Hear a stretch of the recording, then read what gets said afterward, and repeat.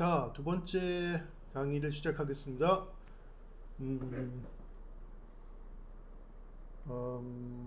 먼저 필터를 한번 만져보겠습니다. 저번에도 살짝씩 보여줬지만은 이 부분이 필터 부분인데 여기서 온오프를 시킬 수 있어요. 키는 순간에 약간 어두워지는 이유가 여기서 약간 필터링이 이미 시작이 됐기 때문이라고 보면 되고, 일반적으로 신디사이저에서는 그 필터 주파수 노브가 따로 있고 컷 오프라고 하죠. 여기에 그 다음에 레조넌스라는 게 따로 있는데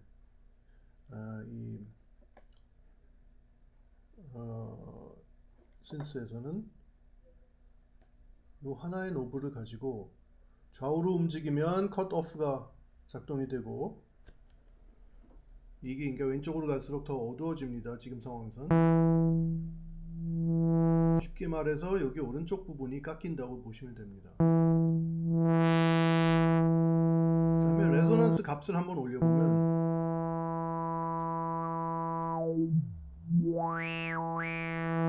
이렇게 약간 커맹맹이 소리 같은 게 나는데, 레조넌스라고 하는 거는 필터 내의 자체적인 피드백이라고 말하기도 하고, 그러니까 필터링 된 부분을 다시 피드백을 시켜서 필터링을 또 시키다 보면은 이 필터 주파수 부분이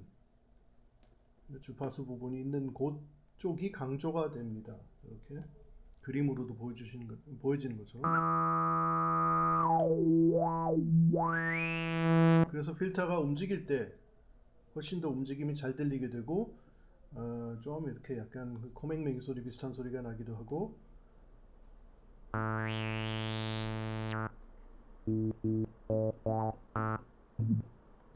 이런 현상이 벌어집니다. 여기 기본적인 필터 기능이고, 그 다음에 여기 위에서 필터 종류를 선택할 수가 있는데 몇 가지 종류들이 있는데, 필터에 왜 데시벨, 왜 dB가 붙어 있냐면 떨어지는 각도, 그러니까 정해진 필터 주파수에서 떨어지는 요 각도의 차이입니다. 이 dB 수가 높을수록 떨어지는 각도가 더 가파르게 되는데, 예를 들어서 12dB를 한번 해보면은 이게 덜 가파르게 떨어집니다. 그 얘기는 무슨 얘기냐면, 정해진 주파수가 만약 여기가 1kHz라고 한다면, 지금 여긴 kHz 단위로는 안 나오지만 여기가 뭐 한 4, 5kHz 가도 약간씩 주파수들이 남아있다는 얘기고, 이게 더 가파르면은 뭐 이쪽 가서는 거의 남지가 않는다는 뜻이에요. 그래서 필터링이 더 강력하게 되느냐,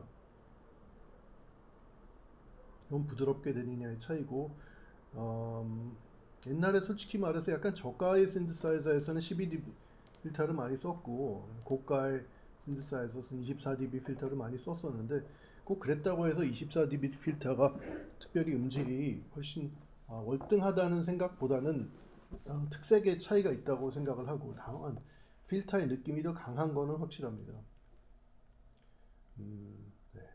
필터링을 안 하고 싶을 때는 꺼도 되겠지만, 어쨌든 필터링 했을 때는 이 각도를 주고 하면 되고, 뭐 중간 18dB 필터도 있고, LP라는 건 로우 패스라는 뜻이에요.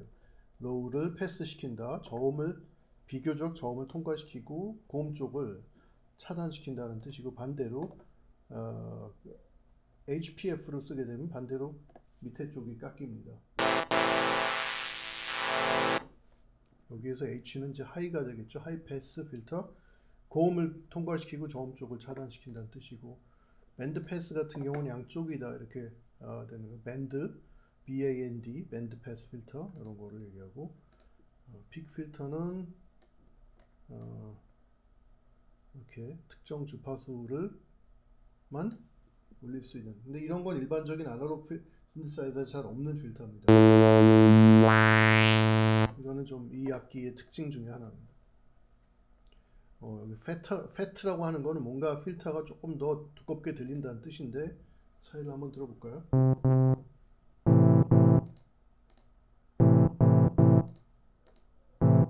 자, 여기선 차이를 잘 모르겠죠. 네, 저는 지금 몰라도 상관없겠습니다. 여기까지가 필터였고, 그 다음에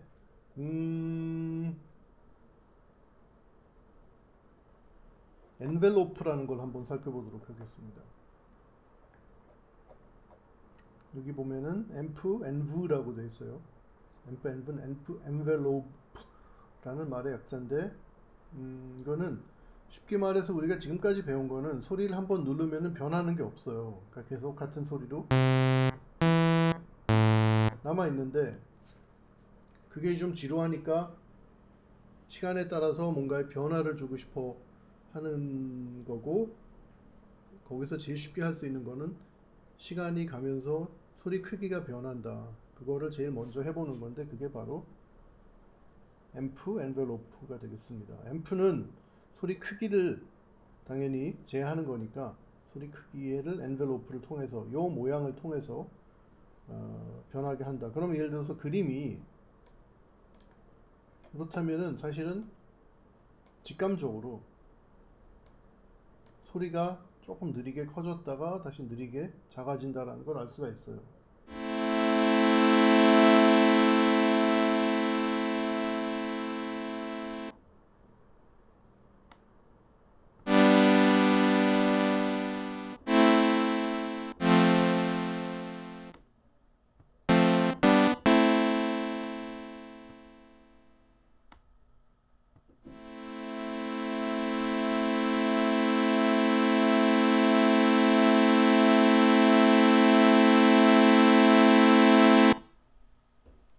자, 제가 뭐 특별한 설명을 안 드려도 여기 시작되는 것과 끊기는 거는 이해가 충분히 되실 거라고 믿습니다.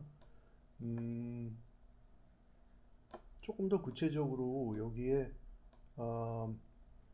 파라미터들을, 값들을 한번 살펴보면은 제일 요 윗부분을 좌우로 움직이면 여기 attack이라고 되어 있는 부분이 숫자가 변하게 돼요.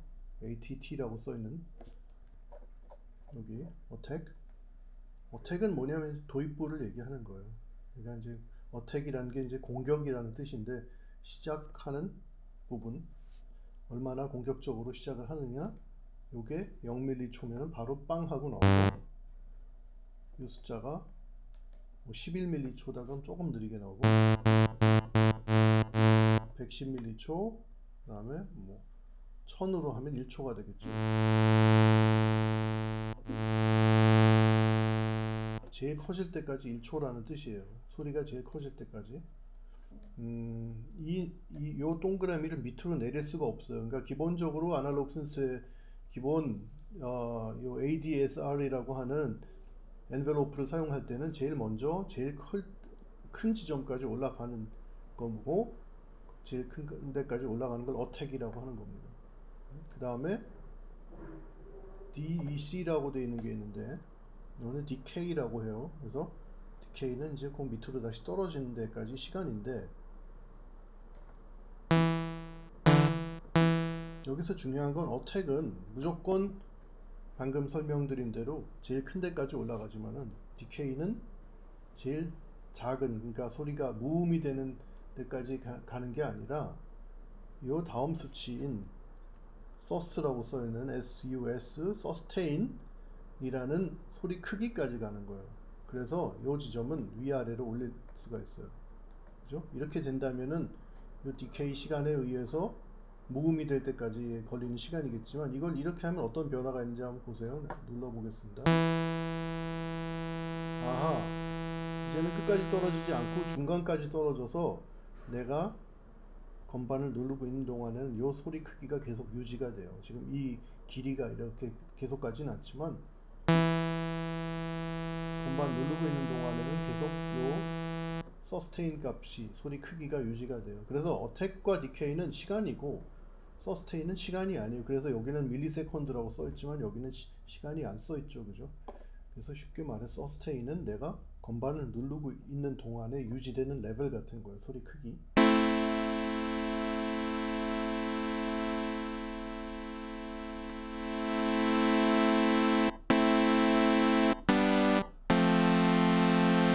그래서 디케이 시간은 그 레벨까지 떨어지는 시간이에요. 그러면 서스테인이 이렇게 위로 올라가 있으면 사실은 디케이 시간이 별로 의미가 없죠. 그죠? 왜냐하면 어택이랑 같은 레벨이니까. 없겠어요. 그래서 디케이는 서스테인이 좀 낮을 때 어떤 의미가 생기고, 그 다음에 이렇게 소리가 계속 가는데 이제 놓으면은, 건반을 놓으면은 탁 끊어져요. 그 탁 끊어진 이유가 뭐냐면 요 릴리즈가 1m초 지금 낮은 값으로 돼 있기 때문에 그럽니다. 그래서 릴리즈, 영어로 우리말로 하면은 풀어주다, 놓다 뭐 이런 거죠. 그 시간을 만약 이렇게 높여보면은 아하, 이 동그라미가 이제 오른쪽으로 오는 거죠. 그러니까 이게 왼쪽으로 가 있으면은 제일 빠른 시간, 이렇게 하면 좀 긴 시간. 그래서 건반을 놓고 나서 이렇게 떨어진다는 뜻이에요. 종소리 같은 거에서는 이게 길어야 되겠죠, 그죠?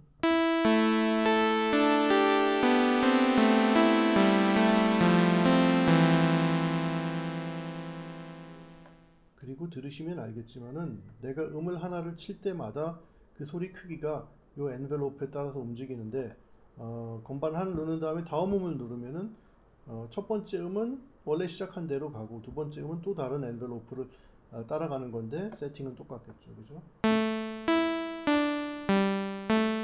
그렇기 때문에 사실 내부적으로는 이 보이스별로, 그러니까 내가 건반 누르는 보이스별로 다 엔벨롭이 따로 있습니다.